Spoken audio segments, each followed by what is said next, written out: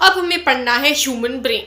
तो reflex action में हम लोगों ने क्या पढ़ा था? रिफ्लेक्स एक्शन में हम लोगों ने ये देखा कि भाई थिंकिंग जो है, अगर हम लोग जो सिग्नल है उसको जो हम लोगों ने सेंस किया, वो वाला सिग्नल अगर हम लोग इमरजेंसी सिचुएशंस में ब्रेन में भेजेंगे तो ब्रेन में तो कॉम्प्लेक्स चीज़ें इन्वॉल्व होती हैं। ब्रेन तो क्या करता है? ब्रेन तो थिंक करेगा, ब्रेन तो डिसीजन लेने में टाइम लगाएगा।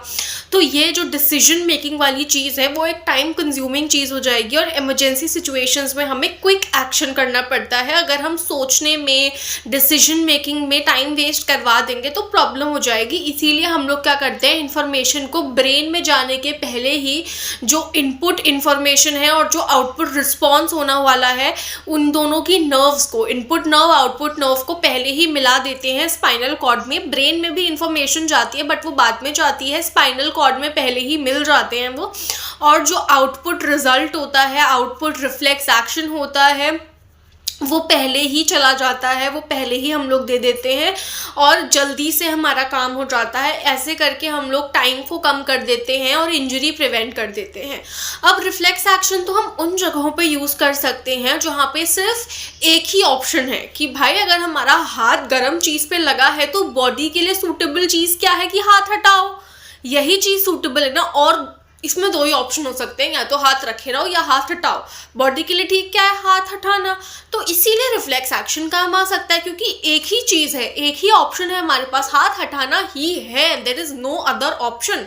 बट जो और चीज़ें होती हैं, जैसे फॉर एग्जाम्पल आप लोग अभी 10th क्लास में हो, आप लोग अपनी पढ़ाई कर रहे हो। आफ्टर दिस आप लोग क्या स्ट्रीम चूज करोगे, 11th-12th में आप कौन से सब्जेक्ट्स पढ़ना चाहते हो, वो आप रिफ्लेक्स एक्शन से नहीं डिसाइड कर सकते क्योंकि रिफ्लेक्स एक्शन डिसीजन नहीं लेता है, वो सीधा एक्शन करता है। लेकिन स्ट्रीम चूज करने में तो आपके पास मल्टीपल ऑप्शंस हैं।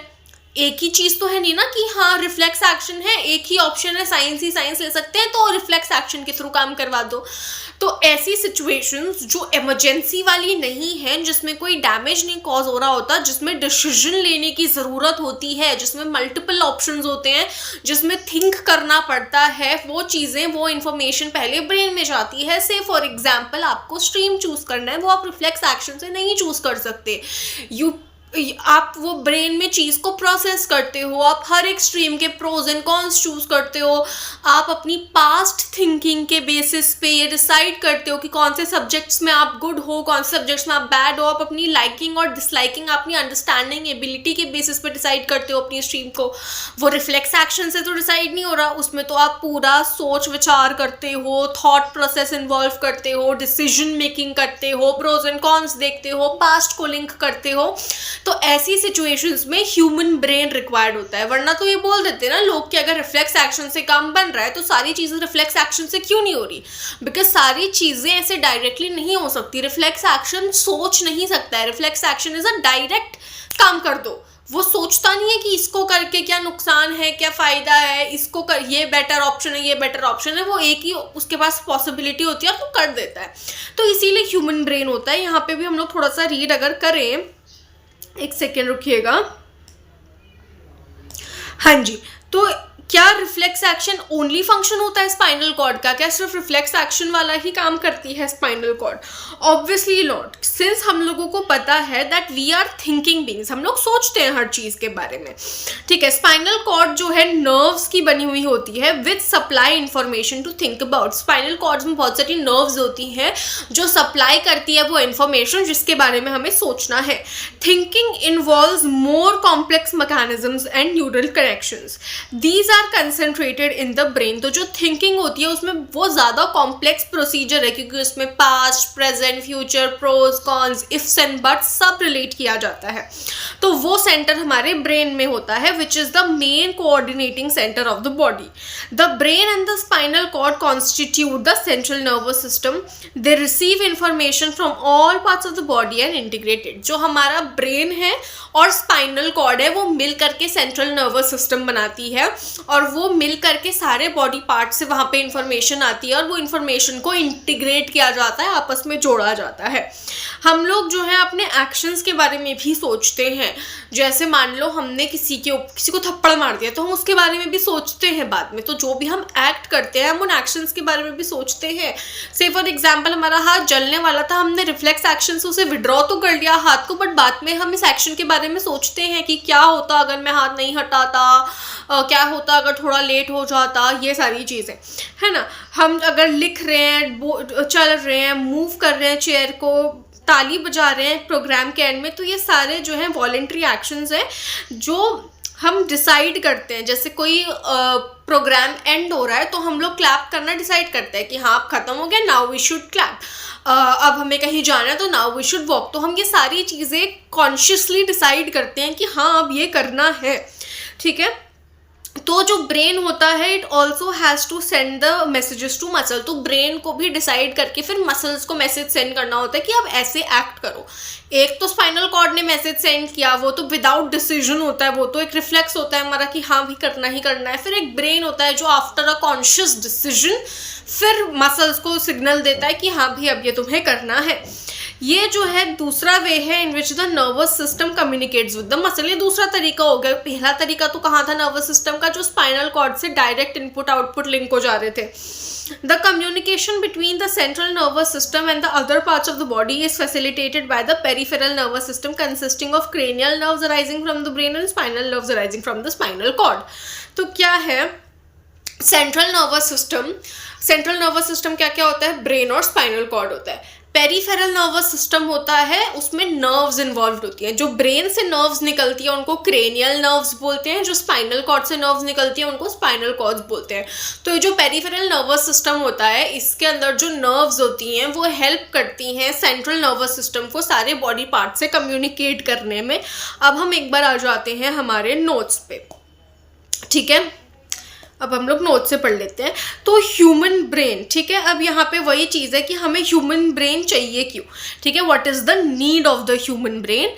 तो वो चीज़ मैं आपको ऑलरेडी बता चुकी हूँ कि जो रिफ्लेक्स एक्शंस होते हैं वो फास्ट होते हैं और प्रोटेक्टिव तो होते हैं, वो जल्दी जल्दी काम करते हैं और प्रोटेक्ट करते हैं। But thinking, decision making and voluntary actions need something more complex. But जब हम सोचते हैं, डिसीजन लेते हैं, वॉलेंट्री एक्शन, वो सब ज़्यादा चीज़ें चाहिए होती हैं। तो ह्यूमंस क्योंकि थिंक करते हैं, प्लान करते हैं, याद रखते हैं चीज़ों को, तो ये सारे फंक्शंस जो है कंट्रोल करता है ब्रेन। सेंट्रल नर्वस सिस्टम मैंने आपको बता दिया था, ब्रेन और स्पाइनल कॉर्ड मिलकर के सेंट्रल नर्वस सिस्टम बनाते हैं। सेंट्रल नर्वस सिस्टम का काम क्या क्या होता है, ये ब्रेन और स्पाइनल कॉर्ड का काम क्या क्या होता है? ये इन्फॉर्मेशन रिसीव करते हैं सारे बॉडी पार्ट से, फिर उस जो भी इंफॉर्मेशन रिसीव हुई है उसके बारे में सोचते हैं, उसको पूरा एनालाइज करते हैं कि अच्छा ये हुआ है, ये हुआ है, ये हुआ है, और पूरा सोचने के बाद एक डिसीजन लेने के बाद, ठीक है, इन्होंने इन्फॉर्मेशन रिसीव करी, उसके बारे में सोचा, उसको एनालाइज किया, कुछ डिसाइड किया। वो डिसाइड करने के बाद कमांड सेंड कर देते हैं to muscles and glands. Muscles या फिर ग्लैंड्स को फिर ये कमांड सेंड कर देते हैं। पेरिफेरल नर्वस सिस्टम मैंने अभी आपको बताया कि कनेक्ट करता है सीएनएस को बाकी पूरी बॉडी पार्ट्स में। इसमें क्रेनियल नर्व्स होती हैं जो ब्रेन से निकलती हैं और स्पाइनल नर्व्स होती हैं जो कि स्पाइनल कॉर्ड से निकलती हैं।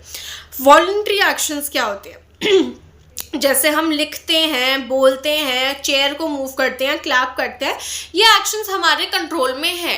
एक प्रोग्राम एंड हुआ, हम ये डिसाइड कर सकते हैं कि हमें ताली बजानी है या नहीं बजानी है। Sometimes we don't clap because we don't feel like clapping, हमको अच्छा नहीं लगता है या मन नहीं हो रहा होता है या आलस आ रहा होता है। तो वॉलेंट्री एक्शंस वो एक्शंस होते हैं जहाँ पे हम डिसाइड कर सकते हैं कि हमें ये चीज़ करनी है कि नहीं करनी है। We have a choice. Reflex actions या इनवॉलेंट्री एक्शंस, हम चाहे वो चीज़ करना चाहे चाहे ना करना चाहे, बॉडी वो करेगी ही करेगी। से फॉर एग्जांपल हमारा हार्ट बीट करना, हम अगर चाहें कि हम हार्ट बीट को रोक दें तो भी हम वो चीज़ नहीं कर सकते हैं क्योंकि heart will beat, it is not in our conscious control, ठीक है। जो चीज़ इनवॉलेंट्री है वो तो होके ही रहेगी। जो वॉलेंट्री चीज़ें हैं जैसे कि हमारा चलना, मेरा ये हाथ को मूव करना, मेरा तुम्हें पढ़ाना, मेरा अभी बोलना, मैं इस चीज़ को जब चाहूँ, जब मेरा मन हो, मैं रोक सकती हूँ, ठीक है। और ये जो एक्शंस होते हैं इनमें हम सोचते हैं और डिसाइड करते हैं कि क्या हमें करना है, ठीक है। एक बार हमने सोच लिया और डिसाइड कर लिया, ब्रेन फिर सेंड करता है मैसेज मसल्स को कि ये एक्शन करो। मैंने डिसाइड कर लिया है कि मुझे तुम्हें पढ़ाना है, तो मेरा ब्रेन अब मेरी सारी मसल्स को मेरे बोलने को, ये सारी चीज़ों को, मैं जितना हिल रही हूँ, मैं लिख रही हूँ, ये सारी चीज़ों को फिर ब्रेन कमांड कर रहा है कि हाँ ये करो, क्योंकि ये डिसीजन ले लिया गया है that I have to teach you control and coordination the human brain right now. अब जो ह्यूमन का ब्रेन होता है ना, उसको डिवाइड कर देते हैं मल्टीपल सेक्शंस में। ह्यूमन ब्रेन जो है ये ऐसा सा होता है। पहले तो यही देख लो कि ह्यूमन ब्रेन होता कैसा है। अब ह्यूमन ब्रेन को भी ना पार्ट्स में डिवाइड कर दिया। ये आगे वाले पार्ट को आगे वाला जो पार्ट है उसको फोर ब्रेन बोल देते हैं। बीच का जो पार्ट है, ठीक है, बीच का जो पार्ट है उसको मिड ब्रेन। आगे ये जो ऊपर वाला पार्ट है वो फोर ब्रेन हो गया आगे वाला। देन ये जो बीच में जो है उसको मिड ब्रेन बोल देते हैं, और ये जो लास्ट का पार्ट होता है इधर उसको हाइंड ब्रेन बोल देते हैं। एक बार वापस मैं आपको बता देती हूँ, ठीक है। तो ये जो सामने वाला पार्ट है ये पूरा जो है हमारा फोर ब्रेन हो जाता है। देन ये वाला पार्ट हमारा मिड ब्रेन हो जाता है, एंड देन ये वाला पार्ट हमारा हाइंड ब्रेन हो जाता है। तो फोर ब्रेन, मिड ब्रेन अंदर कहीं होगा, हाइंड ब्रेन नीचे की तरफ होता है। तो इनको पार्ट्स में डिवाइड कर देते हैं फॉर कन्वीनियंस। तो सबसे पहले हम लोग फोर ब्रेन पढ़ते हैं। फोर ब्रेन क्या है? फोर ब्रेन सबसे इंपॉर्टेंट पार्ट होता है ब्रेन का, ठीक है। फोर ब्रेन क्या है? सबसे इंपॉर्टेंट पार्ट है। नाउ क्या है, आपकी एनसीईआरटी में इतना ज़्यादा डिटेल में नहीं दिया हुआ है, बट मैं समझाने के पर्पज़ के लिए आपको बहुत डिटेल में नोट्स लेकर के आई हूँ। बहुत ज़्यादा डिटेल में भी नहीं है, बट है थोड़ा बहुत डिटेल में। तो फोर ब्रेन, एक चीज़ याद रखनी है, पॉइंटर्स में याद रखना है इसको, कि फोर ब्रेन एक तो सबसे इंपॉर्टेंट पार्ट है ब्रेन का। अगर आपको आया कि फोर ब्रेन के बारे में डिटेल में लिखो, या ब्रेन के जितने भी पार्ट्स होते हैं, ह्यूमन ब्रेन के बारे में 5 नंबर का क्वेश्चन आ गया, तो आपको ह्यूमन ब्रेन के बारे में लिखना पड़ेगा पहले तो, ठीक है। और उसके बाद आपको fore brain, mid brain, hind brain लिखना पड़ेगा। फोर ब्रेन क्या कंट्रोल करता है, मिड ब्रेन क्या कंट्रोल करता है, हाइंड ब्रेन क्या कंट्रोल करना है, वो सब देखना पड़ेगा, ठीक है। तो फोर ब्रेन जो है सबसे पहले तो सबसे इंपॉर्टेंट पार्ट है। फोर ब्रेन क्या है? मोस्ट इंपॉर्टेंट पार्ट है ह्यूमन ब्रेन का। अब ये जो है main thinking part of the brain है और लार्जेस्ट रीजन है। फोर ब्रेन एक तो क्या है, सबसे बड़ा रीजन है। फोर ब्रेन सबसे बड़ा रीजन है ब्रेन का, ठीक हो गया। फोर ब्रेन सबसे बड़ा रीजन है। यहाँ पे मेजर जो थिंकिंग होती है ब्रेन की, मेजर थिंकिंग पार्ट जो है ब्रेन का, वो फोर ब्रेन होता है और सबसे बड़ा रीजन होता है और सबसे इंपॉर्टेंट भी होता है। फोर ब्रेन में होता क्या क्या है वो देख लेते हैं। सेंसरी परसेप्शन, जो सेंसरी इम्पल्सेस होते हैं फ्रॉम द रिसेप्टर्स, वो फोर ब्रेन में आते हैं। हमारे जितने भी सेंस ऑर्गन्स हैं, नोज, ईयर्स, टंग, स्किन, आइज, इन सब में, आइज जैसे कुछ देख रही हैं, कान कुछ सुन रहे हैं, टंग कुछ टेस्ट कर रही है, स्किन में हमें कुछ फील हो रहा है, जो भी ये चीज़ें हैं, सबसे पहले जो भी इंफॉर्मेशन हम इन सेंसेस के थ्रू रिसीव करेंगे, वो इंफॉर्मेशन सबसे पहले फोर ब्रेन में जाती है। वो इंफॉर्मेशन कहाँ जाती है? फोर ब्रेन में। तो सेंसरी परसेप्शन, ये परसीव करते हैं सेंसरी इम्पल्सिस को रिसेप्टर्स में से। स्किन में कुछ रिसेप्टर्स होते हैं जो टच को फील करते हैं, नोज में कुछ रिसेप्टर्स होते हैं जो स्मेल को रिसीव करते हैं। तो ये सारी चीज़ें जो है सेंसरी, वो कहाँ जाती हैं? फोर ब्रेन में जाती हैं। हर एक सेंस का सेपरेट एरिया है the fore brain. Fore brain में हर सेंस का अलग अलग एरिया है जहाँ जहाँ पे उसकी इंफॉर्मेशन जाती है। फिर होते हैं एसोसिएशन एरियाज। देखो, अब हमारी रिसेप्टर्स के थ्रू, सेंस ऑर्गन्स में जो रिसेप्टर्स प्रेजेंट है उनके थ्रू कुछ इन्फॉर्मेशन चली गई है फोर ब्रेन में। अब एसोसिएशन एरियाज होती हैं जहाँ पे जो सेंसरी इन्फॉर्मेशन है, जो सेंसेस के थ्रू हमें इन्फॉर्मेशन मिली, वो सेंसरी इन्फॉर्मेशन क्या करी जाती है, उसको कंपेयर किया जाता है, एनालाइज किया जाता है और लिंक किया जाता है विद पास्ट मेमोरीज। हमने चीज़ को ऑब्जर्व कर लिया है, ठीक है, हमने सेंसेस के थ्रू उसको ऑब्जर्व कर लिया है। फिर एसोसिएशन एरियाज में क्या होती है, उन चीज़ों को कंपेयर किया जाता है, जो भी हमने देखा है या सूंघा है उसको एनालाइज किया जाता है और उसको पास्ट मेमोरी से सोचा जाता है। जैसे फॉर एग्जांपल, हमने खाना देखा, उसे स्मेल भी किया, ठीक है, अब हमने खाना देखा और उसको स्मेल किया। अब खाना देख करके हम लोगों ने पहले देखा कि अच्छा हमारे सामने दाल चावल है, अच्छा पीली दाल है, हमने एनालाइज कर लिया है क्या क्या है। फिर हम पास्ट मेमोरी में जाएंगे कि पहले जब हमने ये खाया था ये कैसा टेस्ट करता था, या हमने सुना कि आज पिज्ज़ा आ रहा है, फिर पिज्ज़ा से हमारी मेमोरी में क्रिएट होगा कि पिज्ज़ा दिखता कैसा है, वो टेस्ट कैसा करता है, फिर हमारा माउथ वाटर करना शुरू कर जाएगा। तो ये सारी चीज़ें होती हैं। जो डिसीजन मेकिंग और वॉलंटरी एक्शंस होते हैं वो फोर ब्रेन में लिए जाते हैं। ठीक है, जितना भी डिसीजन मेकिंग और वॉलंटरी एक्शन है वो फोर ब्रेन में लिया जाता है। अब क्या होता है, सेंसरी इनपुट आया। सेंसरी इनपुट आया इन द सेंस हम लोगों ने कोई चीज़ टच कर ली मान लो, या हम लोगों ने कुछ देखा, वो सेंसरी इनपुट है। मैंने कुछ भी देख लिया है, मैंने अपने आप को शीशे में देख लिया, वो सेंसरी इनपुट है। मुझे कुछ इनपुट मिल गया, मैंने कुछ देख लिया bye my sense organ eyes, और वो मेरा सेंसरी इनपुट है। फिर ये जो सेंसरी इनपुट है, यहाँ से जो इन्फॉर्मेशन है, सेंसरी इनपुट क्या है, एक इन्फॉर्मेशन है जो सेंस ऑर्गन के थ्रू हमें मिली है, वो फिर जाएगी एसोसिएशन एरियाज में। एसोसिएशन एरियाज वो एरियाज हैं जहाँ पे वो इन्फॉर्मेशन के बारे में सोचा जाएगा, उसको कंपेयर किया जाएगा, ये सारी चीज़ें उसके बारे में बेसिकली सारी सोच विचार किए जाएंगे। उसके बाद एक डिसीजन बनाया जाएगा। जैसे मैंने खाना देखा, मैंने डिसीजन बना लिया है कि मुझे इसे खाना है, या फिर मैंने डिसीजन बना लिया कि मैं प्लेट उठा के लेके जा रही हूँ और किसी और को दे रही हूँ खाना, मेरा मन नहीं कर रहा है खाने का, तो चलो मैंने डिसाइड कर लिया फॉर नाउ कि मुझे ये चीज़ खानी है। फिर ये जो डिसीजन, मैंने क्या डिसीजन लिया, मुझे ये खाना है, तो फिर अब हाथों को इन्फॉर्मेशन देनी पड़ेगी। मोटर न्यूरॉन जो होते हैं वो न्यूरॉन्स होते हैं जो ब्रेन से सिग्नल लेकर के जाते हैं उस मसल पर या उस बॉडी पार्ट में जहाँ पे एक्शन करवाना है। तो मैंने डिसाइड कर लिया है कि मुझे खाना खाना है, तो फिर अब जो यहाँ से मोटर न्यूरॉन होंगे वो जाएंगे सिग्नल लेकर के, और फिर मेरी मसल की मूवमेंट होगी और मैं खाना उठा करके खा लूँगी। फोर ब्रेन का क्या क्या हमने पढ़ लिया। फोर ब्रेन सबसे इंपॉर्टेंट पार्ट होता है, सबसे बड़ा पार्ट होता है, ठीक है, और ये मेन थिंकिंग एरिया होती है। सेंसरी परसेप्शन यहाँ पे होता है, जो भी सेंसेस, जो भी हम सेंस ऑर्गन के थ्रू इम्पल्सेस होते हैं वो सारे यहाँ पे जाते हैं, जैसे कि आईज, नोज एक्सेट्रा एक्सेट्रा के हर सेंस का सेपरेट एरिया होता है। देन यहाँ पे एसोसिएशन एरियाज होती हैं जहाँ पे जो भी सेंसरी परसेप्शन हुआ है उसके बारे में सोचा जाता है, कंपेयर किया जाता है, डिसीजन लिया जाता है। तो जितनी भी डिसीजन लेने वाली चीज़ें होती हैं वो भी यहीं पे होती हैं, ठीक है। और फिर क्या होता है, सेंसरी इनपुट आया, एसोसिएशन एरिया आया, एक डिसीजन लिया गया, मोटर सिग्नल्स बने, और फिर मसल मूवमेंट होती है। अब hunger and emotions, certain sensations like hunger are controlled by a specific region in the forebrain। जो भूख लगने वाला सेंसेशन होता है वो भी फोरब्रेन ही कंट्रोल करता है। तो हंगर जो है लिंक्ड होता है हाइपोथैलेमस से, hunger is linked to hypothalamus, ठीक है। ये जो है सेरिब्रम, ये फोर ब्रेन का ही पार्ट होता है, इसीलिए आप लोगों को बोला था कि फोर ब्रेन सबसे बड़ा है। तो पार्ट्स हम पढ़ रहे हैं बेसिकली फोर ब्रेन के, इवन दो ये दिए नहीं है इनके बारे में डिटेल, बट क्योंकि ये जो डायग्राम में इसमें मेंशन करे गए हैं ये सारी चीज़ें सेरिब्रम वगैरह, तो हम लोग इनको पढ़ लेते हैं, बिकॉज पूछा जा सकता है, ऐसे क्वेश्चन वन लाइनर आ सकता है कि सेरिब्रम के बारे में बता दो, क्योंकि तो फिर आप ये तो लिख दोगे कि cerebrum is a part of fore brain, पर उसके बाद क्या लिखोगे। तो सेरिब्रम में आप क्या लिखोगे, सेरिब्रम एक तो पार्ट है फोर ब्रेन का, ये लार्जेस्ट पार्ट होता है, और ये क्या क्या काम करता है, ये थिंकिंग कंट्रोल करता है, मेमोरी कंट्रोल करता है, इंटेलिजेंस कंट्रोल करता है, और वॉलंटरी एक्शंस कंट्रोल करता है। सेरिब्रम पार्ट है फोर ब्रेन का, ये लार्जेस्ट पार्ट होता है, ये कंट्रोल करता है थिंकिंग को, इंटेलिजेंस को, मेमोरी को, और वॉलंटरी एक्शंस को। फिर हाइपोथैलेमस है, वो भी पार्ट है फोर ब्रेन का, ठीक है जी। ये है आपका हाइपोथैलेमस, ओके, ये हो गया हाइपोथैलेमस। और पिट्यूटरी ग्लैंड, पिट्यूटरी ग्लैंड आपकी हो गई ये। तो ये पूरा पार्ट जो है, ये पूरा पार्ट आपका फोर ब्रेन में आ रहा है, ठीक है। मिड ब्रेन में ये वाला पार्ट आ रहा है, इतना सा पार्ट, और ये हाइंड ब्रेन में पार्ट आ रहा है, ठीक है। फोर ब्रेन में आपने सेरिब्रम के बारे में पढ़ लिया है, जो कि क्या है, लार्जेस्ट पार्ट है। अब हम लोग आ जाते हैं हाइपोथैलेमस में।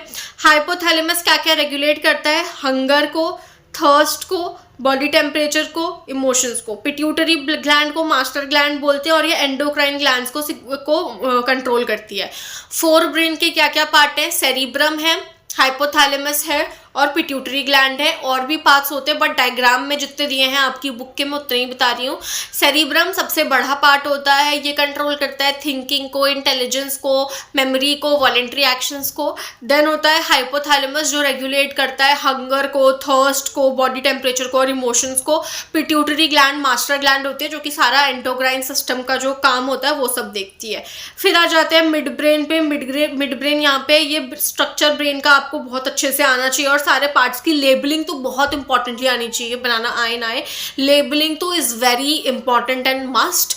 वैसे तो आपको बनाना भी आना चाहिए। तो मिड ब्रेन क्या करता है, मिड ब्रेन इनवॉलेंट्री एक्शंस को कंट्रोल करता है।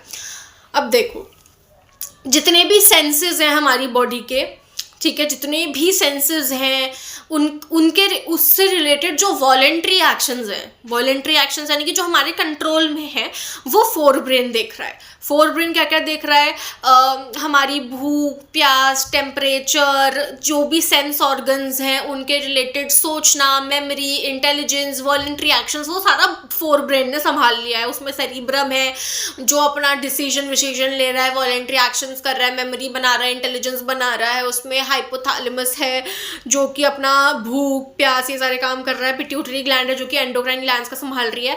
अब जो मिड ब्रेन ना, वहाँ पे विजन और हियरिंग को रिलेटेड, देखने और सुनने को रिलेटेड जितने भी इनवॉलेंट्री एक्शंस हैं वो मिड ब्रेन कंट्रोल करता है। देखने के से इनवॉलेंट्री एक्शंस कैसे हो सकते हैं, सुनने के इनवॉलेंट्री एक्शंस का मतलब क्या है, एकदम से कहीं कुछ टूटने की आवाज़ आएगी या गिरने की या जोर की आवाज़ आएगी ना, आप एकदम से उस तरफ मुड़ जाओगे आपका, और वो कॉन्शियसली नहीं होता है, वो एकदम से होता है।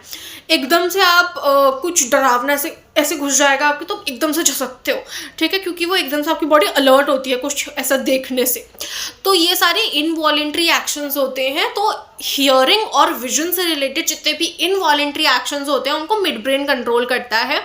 ये कौन से रिफ्लेक्सेस में हेल्प करता है, आईज और ईयर्स से रिलेटेड जितने भी रिफ्लेक्सेस होते हैं उनको कंट्रोल करता है। जैसे कि हम लोगों ने देखा कुछ डेंजर, जैसे फॉर एग्जांपल आपने मुंह के सामने शेर देख लिया ना, तो आप एकदम से भागने लग जाओगे। आप सोचोगे नहीं कि मैं भागूं कि खड़े रहूं कि क्या करूं, सोचना सब ठप पड़ जाता है उस वक्त, क्योंकि उस वक्त पे आपके रिफ्लेक्सेस एक्टिवेट हो जाते हैं, क्योंकि वो वैसा सिचुएशन होती है जहाँ पे आपको अपनी बॉडी को बचाना होता है। वो इमरजेंसी सिचुएशन हो गया, क्या ना, आपको कुछ एक्ट करना है। तो जैसे वही मैंने जो एग्जांपल दिया कि सडनली आपका हेड जो है उस तरफ टर्न हो जाता है जहाँ पे लाउड नॉइज होती है। अब हम आ जाते हैं हाइंड ब्रेन पे। एग्जाम पॉइंट ऑफ व्यू से ये सबसे ज़्यादा इंपॉर्टेंट है। ब्रेन की फंक्शनिंग के पॉइंट ऑफ व्यू से फोर ब्रेन इंपॉर्टेंट है, बट एग्जाम्स में हाइंड ब्रेन से बहुत क्वेश्चंस आते हैं। इसमें भी मेजरली पॉन्स और मेड्यूलास के रिलेटेड बहुत क्वेश्चंस आते हैं, और पॉन्स और मेड्यूला के बारे में तो डिटेल में दिया भी हुआ है बुक पे, ठीक है। अब हाइंड ब्रेन के तीन पार्ट्स हैं, cerebellum, pons and medulla oblongata. इसको ब्रेन में एक बार देख लेते हैं। ये वाला पार्ट क्या है, सेरिब्रम है। ये पार्ट हाइंड ब्रेन है। ये पार्ट हाइपोथैलेमस है। ये पार्ट पिट्यूटरी ग्लैंड है। अब ये सेरिब्रम, हाइपोथैलेमस और पिट्यूटरी ग्लैंड है फोर ब्रेन का पार्ट। अब ये वाला जो रीजन है ये पॉन्स रीजन है, ये मेड्यूला रीजन है, और ये जो है ये वाला रीजन ये सेरिबेलम रीजन है। ये तीनों मिलकर के हाइंड ब्रेन बनाते हैं। हाइंड ब्रेन आपको इजीली याद हो जाएगा क्योंकि साथ साथ में है हाइंड ब्रेन वाली जो चीज़ें हैं। जैसे ये पॉन्स हो गया, ये वाला सेक्शन मेड्यूला हो गया, और ये वाला सेक्शन सेरिबेलम वाला हो गया। तो साथ साथ में है पॉन्स, मेड्यूला, सेरिबेलम, तो ये साथ साथ में है चीज़ें। तो इसीलिए हाइंड ब्रेन आप थोड़ा सा इजीली रिमेंबर कर सकते हो एज कम्पेयर टू अदर्स, ठीक है। अब हम लोग पढ़ लेते हैं हाइंड ब्रेन के बारे में,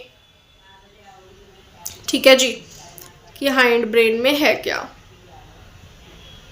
wait a minute, it is not working, या तो हाइंड ब्रेन मैंने आपको बताया एग्जाम पॉइंट ऑफ व्यू से काफ़ी इंपॉर्टेंट है। तो हाइंड ब्रेन में क्या क्या पार्ट है, सेरिबेलम है, पॉन्स है और मेड्यूला ऑब्लोंगेटा है। सेरिबेलम, पॉन्स और मेड्यूला ऑब्लोंगेटा है, ठीक है। ये तीन पार्ट्स हो गए हाइंड ब्रेन के। अब जो सेरिबेलम है उसके क्या क्या फंक्शंस होते हैं वो देख लेते हैं। सेरिबेलम के क्या क्या फंक्शंस हैं that we will see. Cerebellum के फंक्शंस ये हैं कि प्रिसीशन ऑफ वॉलेंट्री एक्शंस, जितने भी वॉलेंट्री एक्शंस कर रहे हैं उनके रिलेटेड जो कंट्रोल है, जो थिंकिंग है, डिसीजन है, वो सब तो फोर ब्रेन में हो रहा है, लेकिन वो सारी चीज़ें प्रिसीशन के साथ हो वो हाइंड ब्रेन दिखता है, ठीक है, वो सारी चीजें विद प्रिसीशन हो रही हैं कि नहीं, that will be seen by our hind brain. Okay, तो सेरिबेलम जो है हाइंड ब्रेन का पार्ट है और वो क्या देखता है कि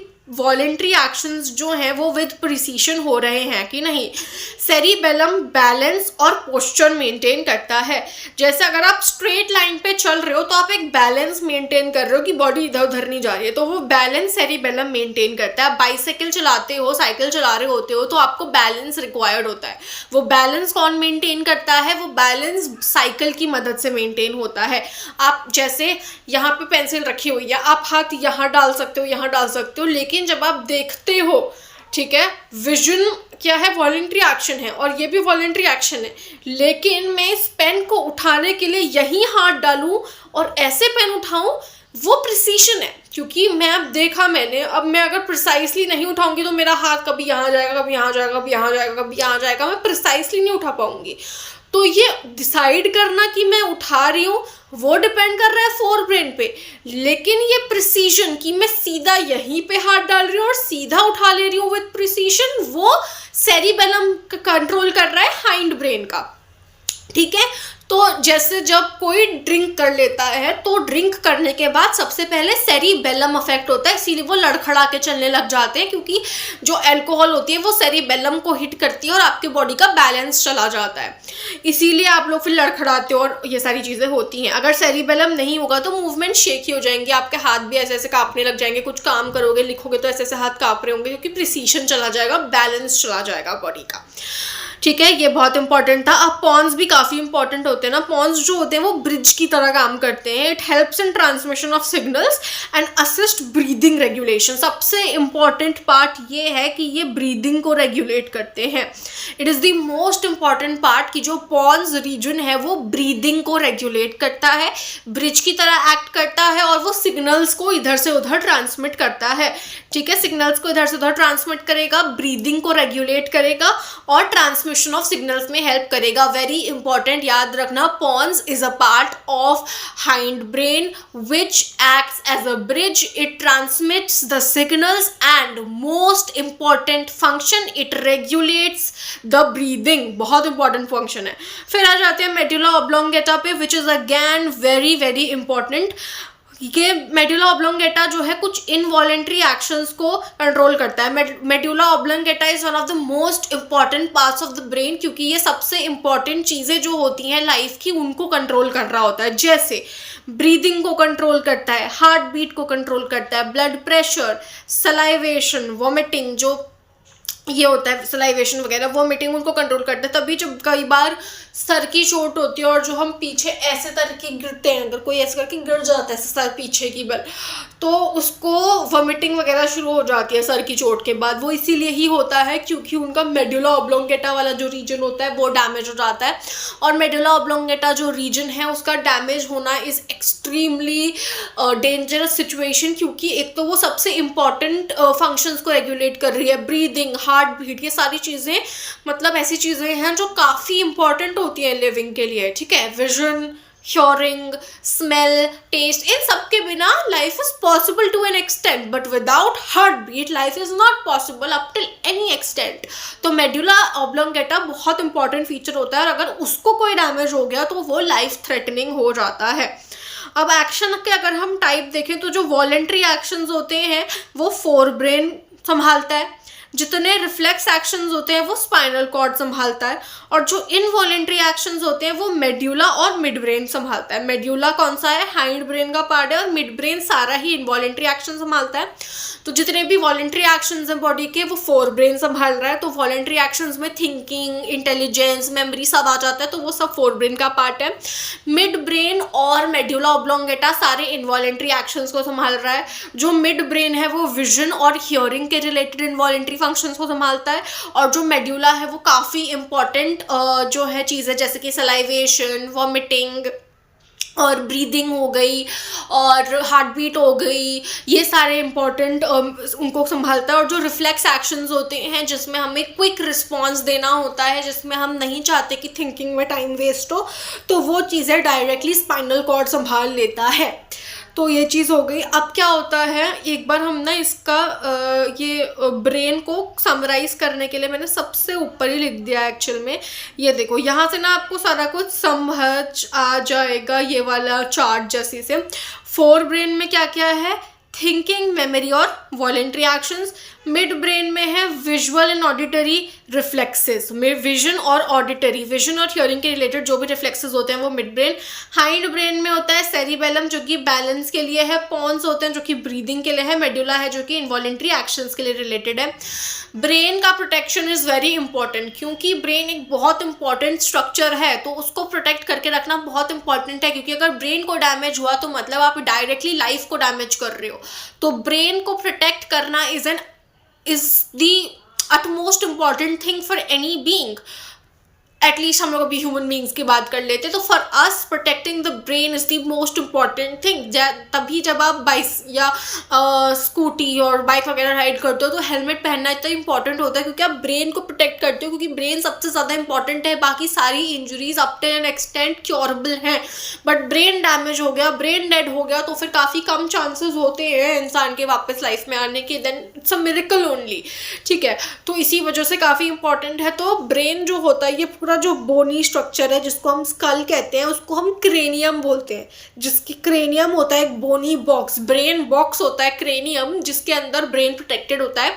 प्लस जैसे ये अब ब्रेन है, जैसे ये अब हड्डी है, अब इसके अंदर ऐसा तो है नहीं कि इतना ही बड़ा ब्रेन है और हड्डी से लगता हुआ ही ब्रेन है, नहीं। अगर मान लो इतनी हड्डी है तो ब्रेन शायद इतना सा है, तो ब्रेन और हड्डी के बीच में थोड़ी सी स्पेस है।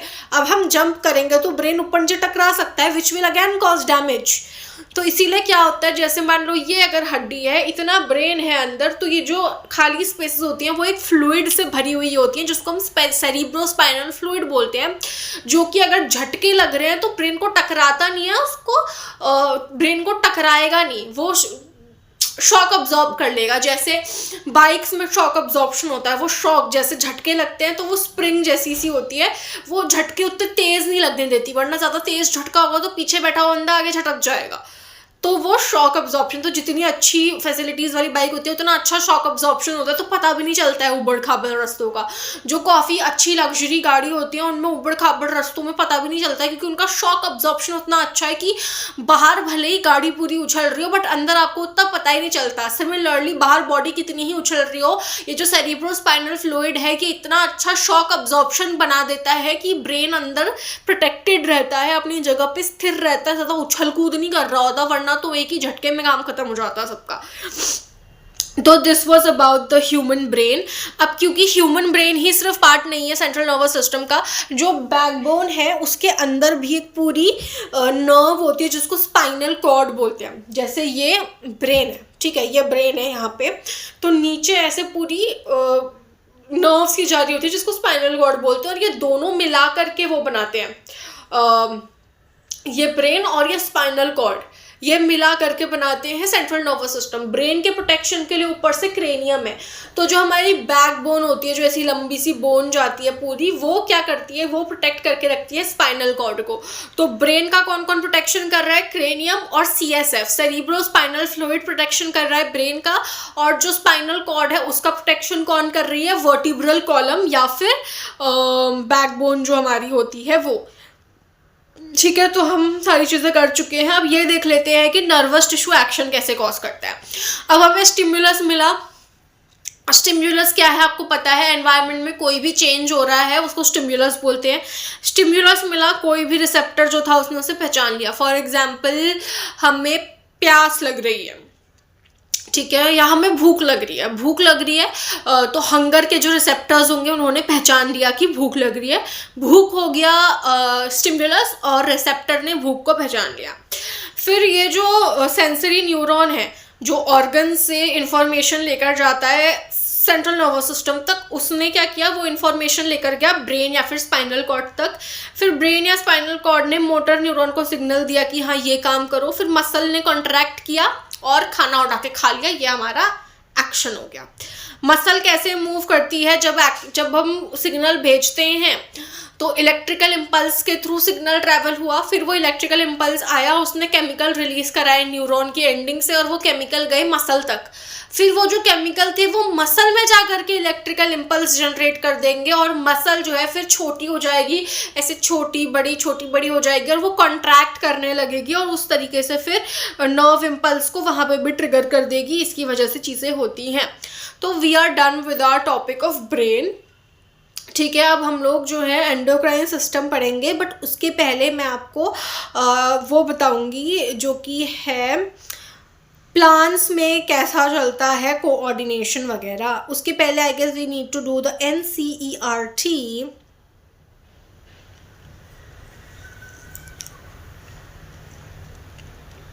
ठीक है, our mouth waters when we see food like we like without our meaning to.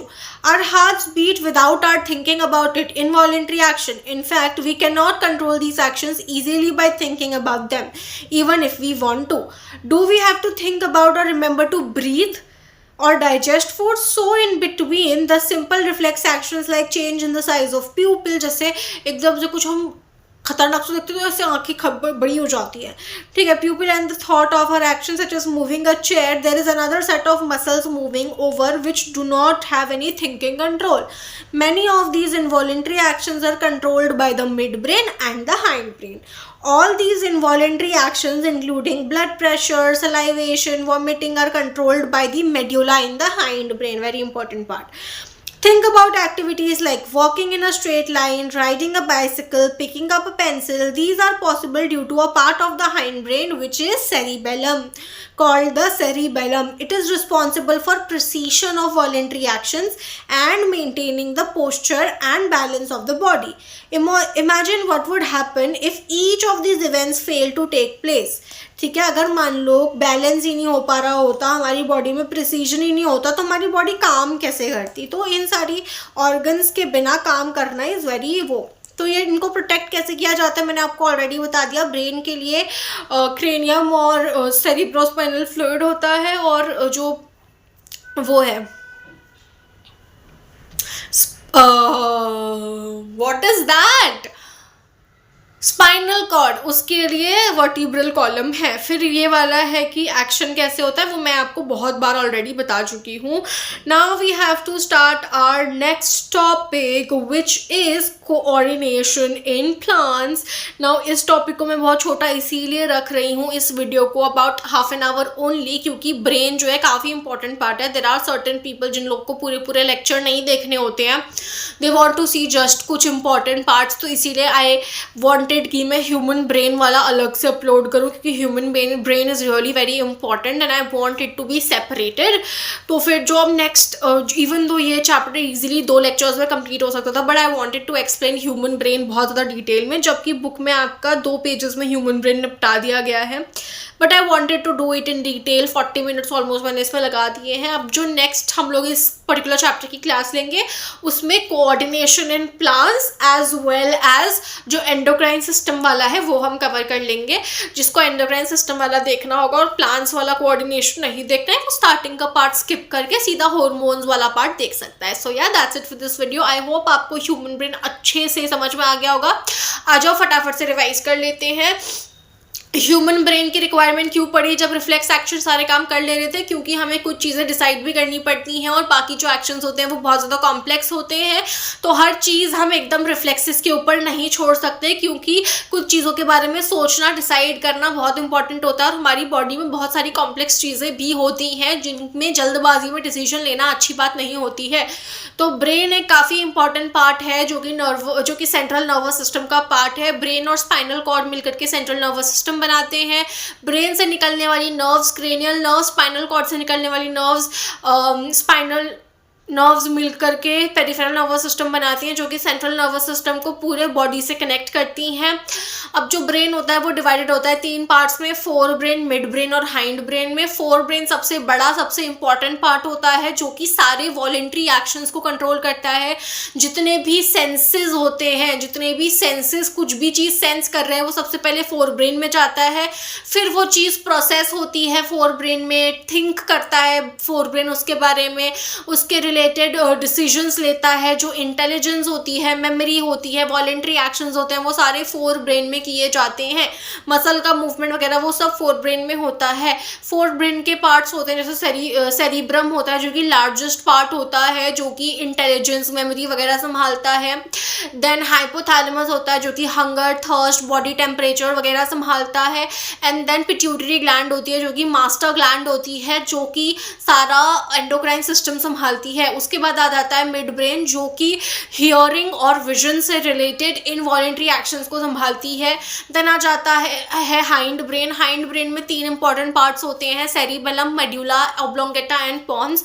जो सेरिबेलम होता है वो बैलेंस मेंटेन करता है और वॉलेंट्री एक्शंस का प्रिसीजन देखता है, ठीक है। उसके बाद जो पॉन्स आ जाते हैं वो एक लिंकिंग इंटरमीडिएट ब्रिज की तरह एक्ट करते हैं, वो रिफ्लेक्सेस को ट्रांसफ़र करवाते हैं।